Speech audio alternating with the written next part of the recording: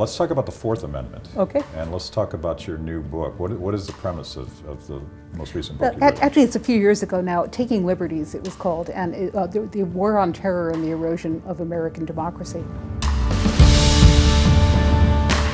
And one of the things that I talked about in that book was that when you heard people talk about all the ways in which we had changed our laws after 9/11, what the governments were telling us through several administrations, Republican and Democratic, was that we needed to change the laws in order to fight terrorism. So, for example, we had to give the government really supersized surveillance powers so that we could find the bad guys.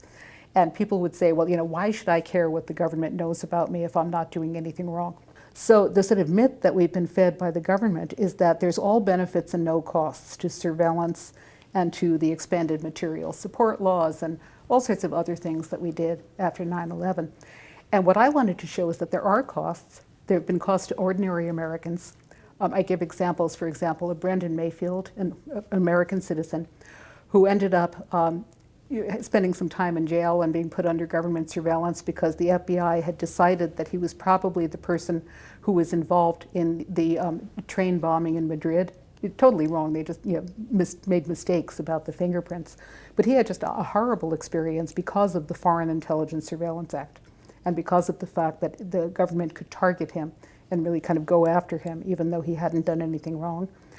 So I'll tell you, one of my favorite quotes about the Patriot Act was from Elaine Scarry, who teaches English at Harvard, so she's a pretty good writer. And she said that, I'm going to paraphrase, even though her language is much more eloquent. She said, the problem with the Patriot Act is it reverses the conditions for democracy. It enables the government to know everything about what we're doing and prevents us from knowing what they're doing. She says, either of those results by itself would be a problem, but together they prevent any remedy. A lot of people are critical of social media and the internet and all of the silos that it creates, but I happen to think there's a lot of power in the way that technology democratizes conversation. There's this cyber libertarian who just passed away, John Perry Barlow, who was a huge defender of free speech, particularly online. Are you optimistic or pessimistic about these tools as we move forward, given what you're trying to accomplish? Well, I think everyone was so optimistic about the internet being a great kind of democratizer, getting more information to everybody and maybe cutting down, for example, the influence of money on politics because everybody would have access to the internet. One concern that I've heard, though, is whether the internet itself kind of undermines one of the empirical assumptions underlying the First Amendment, which is the marketplace of ideas, the idea that the best antidote to bad speech is more speech.